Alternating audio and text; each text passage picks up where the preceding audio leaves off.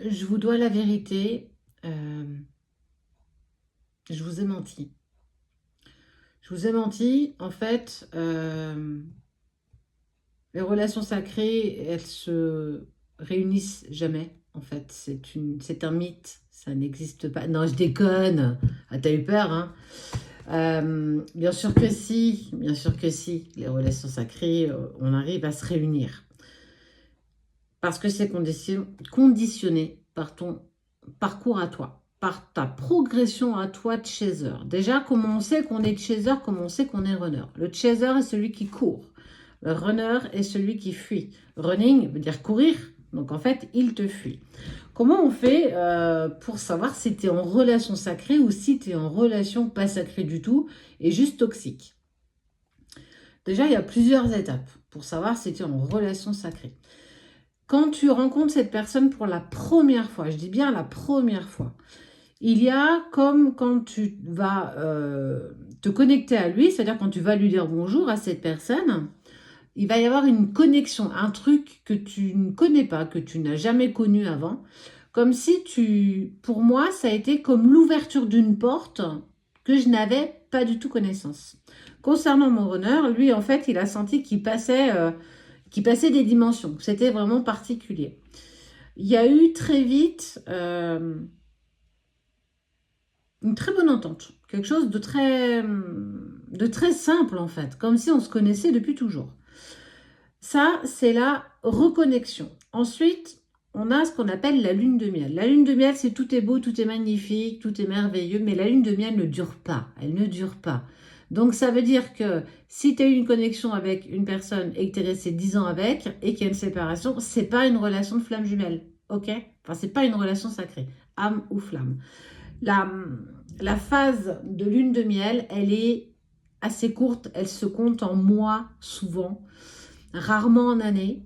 Très vite, elle se stoppe parce que l'un des deux jumeaux est pris par des convictions profondes. C'est pas possible, je ne suis pas prêt, je ne peux pas. Enfin, on va trouver plein de prétextes pour ne pas continuer s'il y a eu relation ou pas. Il se peut même que vous n'ayez pas pu passer de relation durant la lune de miel. Oui, ça arrive aussi. Et du coup, c'est là qu'on arrive dans la séparation qui est imposée par l'un des deux jumeaux. Elle peut être imposée par le runner comme par le chaser, d'accord? Il y a pas, c'est pas obligatoire que ce soit que le runner, bien entendu.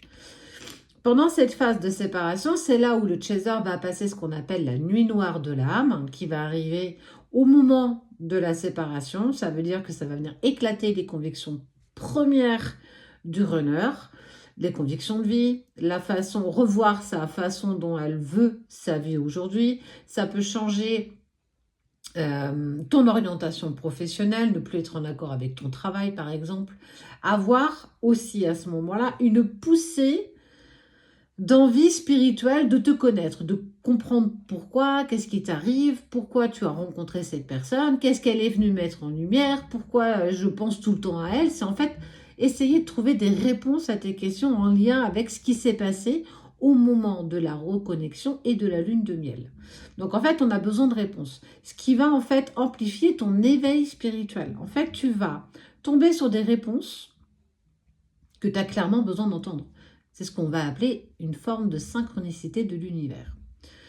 Dans cette période de séparation, il y a ce qu'on appelle le yo-yo. Le runner vient, repart, tu cours, tu repars. Quand tu es en lâcher prise, il revient. Quand tu te remets dans l'ego, il repart. C'est parce qu'en fait, vous vous mettez en dualité, en effet miroir. Il n'aime pas ce qu'il perçoit chez toi, comme tu n'aimes pas ce que tu perçois chez lui. Mais ce n'est pas ça, c'est qu'est-ce que tu n'aimes pas chez toi qui vient faire miroir chez l'autre. L'autre te montre ce que tu ne veux pas voir de toi, ce que tu n'acceptes pas de toi. Et en fait, ça commence déjà à mettre en lumière tout ce travail-là. Pourquoi tu as la sensation qu'il t'abandonne? Pourquoi tu as la sensation qu'il te rejette? Tout ça, hop, c'est ce qu'on appelle les blessures de l'âme, qui sont, hop, créées à la petite enfance. Je t'arrondis à peu près, mais ça va te permettre de voir si tu es déjà en relation sacrée ou pas. Pendant cette séparation, elle peut être plus ou moins longue parce qu'elle est conditionnée par le travail que toi, tu vas mettre en place. Si pendant 3 ans, tu rousines et que tu fais rien, c'est 3 ans que tu perds. Parce que c'est 3 ans non mis en travail, ce qui fait que tu ne vas pas tendre le lien et que l'autre ne va pas se mettre en travail. En gros, toi, tu es là, l'autre, il est là. Toi, tu es ici. Toi, on t'a donné une locomotive avec du charbon. Donc, il faut que tu mettes le charbon. Hop. Donc, c'est du boulot. C'est chiant. C'est long. Mais c'est comme ça. Lui, il a déjà le TGV. D'accord? Tu me suis? Donc, déjà, on ne part pas équitable. Toi, tu es l'être éveillé, celui qui prend conscience du lien, qui va le découvrir pendant cette séparation, qui va commencer à mettre des mots sur ce que tu vis. Et en fait, tu vas être dans cette énergie de résoudre, toi, tes blessures, tes blocages, tes peurs profondes, etc. En faisant ça, tu vas, entre vous deux, il y a un lien. C'est comme un élastique. Tu vas tendre ce lien, d'accord? Quand tu tends le lien, l'autre est obligé d'avancer, sans comprendre pourquoi d'ailleurs. Mais c'est pas grave, le runner, il n'est pas obligé d'être réveillé. Mais si tu es là, et qu'entre vous deux, tu ne fais rien, tu ne bouges pas, et qu'en fait tu te poses mille et une questions, pourquoi elle est partie, pourquoi elle ne revient pas, et patati, et patata, ce lien est distendu, parce que du coup tu ne te mets pas en action. Et qu'est-ce qu'il fait l'autre? Ben, il fait ce qu'il veut, regarde, il peut bouger, parce qu'en fait, tu n'as pas tendu le lien, c'est comme l'élastique, donc il peut reculer, il peut te dépasser, il peut aller voir quelqu'un d'autre, il peut venir te voir et aller voir quelqu'un d'autre. En fait, tu es conditionné, en fait tu le conditionnes aussi par rapport à son travail qu'il ne met pas en place, parce que tu ne mets rien en place pour toi. Donc, on te demande de travailler, de tendre le lien, et par obligation, l'autre va t'avancer. Pendant cette séparation, qui peut durer, le plus court recensé, c'est 9 mois de séparation. 9 mois de séparation pour aller sur un prémisse de retrouvailles, des retrouvailles, la réunion et la fusion. Tout le monde n'arrive pas encore à la fusion. Donc, déjà, ça te donne déjà des premiers indices pour savoir si tu es bien dans cette relation. Si tu es dans une relation et que ça fait 10 ans et qu'en fait, cette personne, elle vient, elle repart, elle va coucher à gauche, à droite, elle repart, elle revient. Et en plus, elle te dit que sans elle, tu n'es rien. Ça, on est plus sur une relation toxique. Attention, ça n'a rien à voir avec une relation sacrée. Le runner n'a pas envie de te faire de mal. Ça veut dire que par défaut, il te met en lumière sur des choses que tu dois travailler, mais c'est pas fait volontairement. Il ne fait rien pour te blesser, c'est pas prévu comme ça. Il est pas là, c'est pas quelqu'un qui va te frapper, c'est pas une personne qui va te réduire comme peau de chagrin, te dire que tu n'es rien. Pas du tout, c'est quelqu'un qui va toujours te demander d'avancer pour toi. Ne m'attends pas, avance, je ne suis pas prêt. Peut-être qu'il n'y aura pas de nous, je dois régler ma vie, je dois sortir de ma situation personnelle, je dois régler ceci, je dois régler cela. Et toi-même, tu dois aussi régler ta vie. Donc, pendant cette période de séparation, tu dois travailler 3 plans. Le côté matériel, le côté éveil spirituel et travailler tes blessures, tes blocages et tes peurs profondes. On doit travailler ces 3 plans-là, mais on ne peut pas les travailler en même temps. C'est comme un chasseur qui ne peut pas courir 3 lièvres, ça ne fonctionne pas. Donc, c'est travailler dans la matière, c'est est-ce que tu as des choses que tu peux modifier à ton niveau dans ta vie? Est-ce que tu es en accord avec ton travail?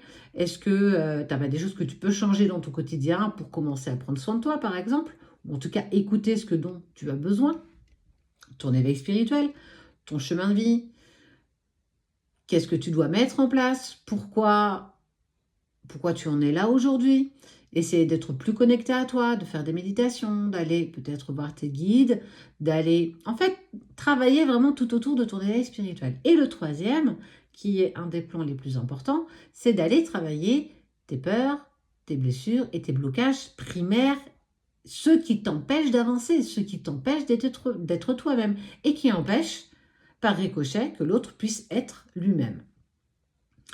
Tu dois travailler ces 3 plans-là, mais tu ne peux pas tout travailler en même temps. Donc en fait, c'est travailler de A à Z sur un petit truc là, de A à Z ici, de A à Z ici.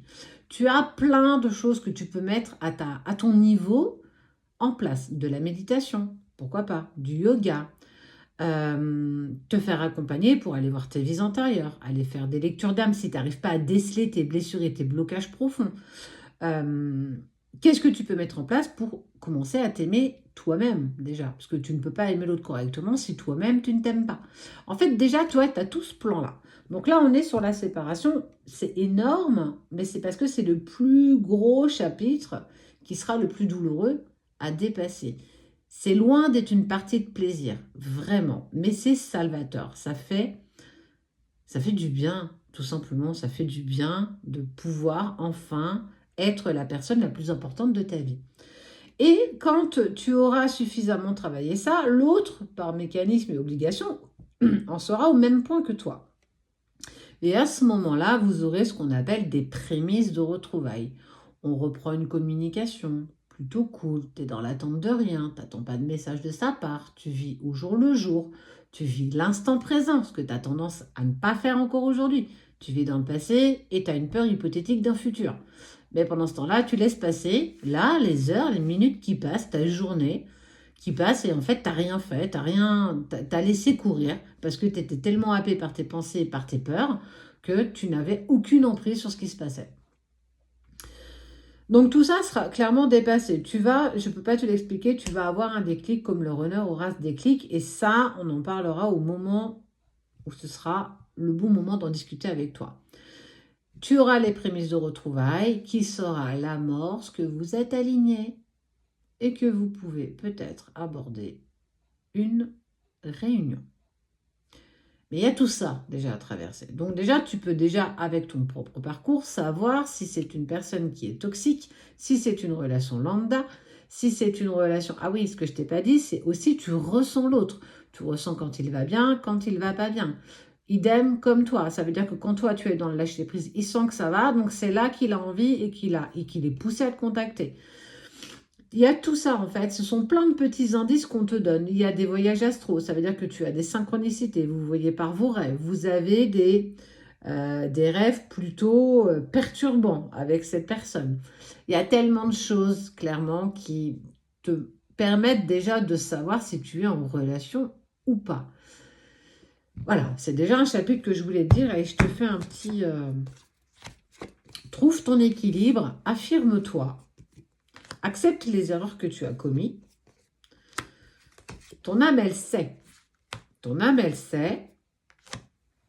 Vos âmes communiquent pour l'éternité, que tu sois d'accord ou pas. Tu peux, d'ailleurs, ce que je t'ai pas dit, tu peux accepter ce chemin, comme tu peux le refuser.